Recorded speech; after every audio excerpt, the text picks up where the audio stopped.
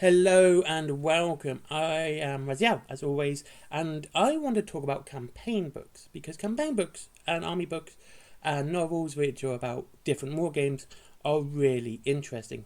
Now, when I'm not going to talk about bolt action when it comes to novels because World War Two, and you can pick up many World War Two novels anyway. And Fallout is the same because you can play the game for the setting. There's a video game, and there's a couple graphic novels and other books about Fallout you can read. So those kind of games where it's kind of historical or based on a different license, they don't really count towards this at the moment. But when it comes to these books, let's talk novels first. Novels are good to get you interested into the setting and learning more about the individual characters of the setting, such as Doc Holliday and Willis Smith Shaw, Bato in Lazarus, and two characters in Wild West Exodus, though we do need a new Doc Holliday model. So we get to learn more about these characters, and we get to learn about how they think, their relationship to each other, how they act outside. It's not just a model and the basic law of who they are and where they were born. It's actually their character that is driving a story, which is really fun. And Mantic are doing the same. They got a load of books which are worth reading. I've read a couple of the Firefight or Warpath Universe ones. I think they're called the Warpath Universe, but I'm going to say Firefight because that's the game I play. And again, you see a lot of character-driven stories which really show you how the universe treats a person rather than treats the army as a whole. Army book would be how the army is treated as a whole, whereas the novels would show you how the universe treats per person, which is far more interesting in a lot of aspects. And you can have a really good idea of what the actual universe is from a certain person's point of view. And if you're looking at two people's points of view, a good guy and a bad guy, you get two perspectives of how the universe treats people. A good person could think that the universe is good and everyone's great for them, where the bad guy might have this really negative effect on them, and it's like they don't like the universe because it treats them badly, unaware that maybe their actions are causing the consequences. Same with a good person, their actions are causing their consequences for the universe to be good around them, sort of thing.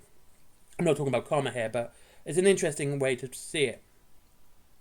Now, when it comes to army books, my biggest issue with army books is having to buy them, and that's always going to be my issue with them. It's my biggest issue with Games Workshop, and it's been for a long time, and it always has been. You shouldn't have to buy a codex to play an army. No other game does this. You might get special rules in for bolt action for different specialist units, but if you just want to play a game of bolt action, you've got all the rules for the game in the rulebook, and that's what you need. And you can also have them free as well with their app, which they use as well. Again, that's far better. The datasheets bit is the reason you'd buy the codex, and it is really or the army book, but it shouldn't be a must buy. It shouldn't be this to play that army. You have to spend another £30+ or whatever it costs to play the army to buy this book. That's my biggest issue. Now, the one thing army books do well, in the most part, or sometimes do well, it's kind of been lacking lately, is the lore section. Now, the lore section of army books tends to be very textbook-like you're reading historical documents, and that's what I like. I do like reading it like that because you're basically reading a factual book.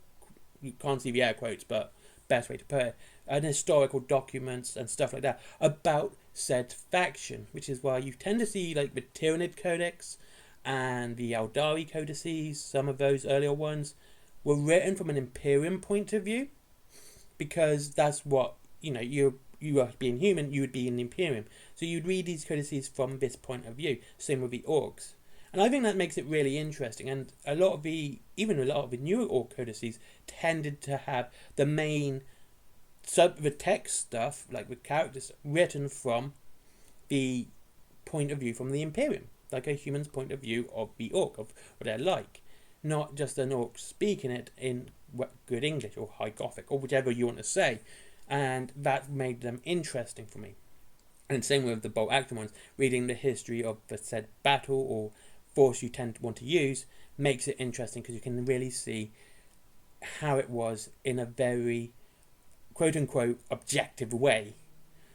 You know, it's very much that way written. That it's written as it's just plain text. You're not getting thoughts and feelings of other people. It's this is this, this is this, this is this.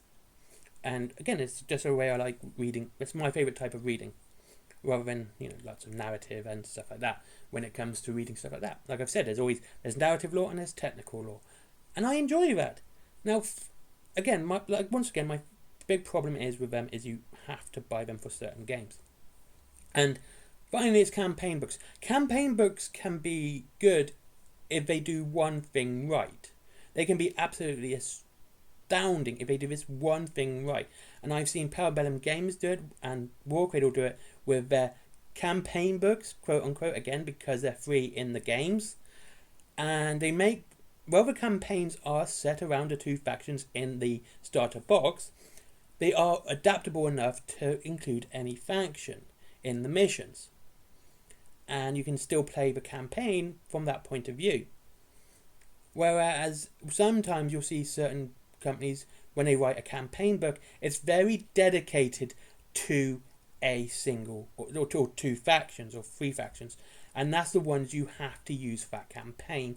And that's, to me, kind of a bad thing. I think it's a very bad thing, because you're locking out other players who might want to play this campaign.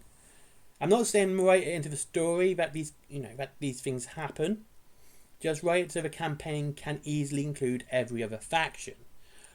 A good example of this is Helpy's Rift from Kings of War. That's a very good example of doing this. You can use almost every faction to play that campaign, even though they might not have been a big player in said campaign. But it means everyone who plays the game can play the game. And the focus of this should be the missions and the story around the missions. That's all it should be in a campaign book. Nothing else. When there's other data sheets for new units, new armies, new characters, I think the campaign book kind of starts losing its focus a lot. Because when it comes to that, if you knew those things were going to come out, they should be already been in the previous books, in the previous codex or the previous Liber Astartes and stuff like that. And Liber Astartes, the Liber books are going to get a special mention at the end.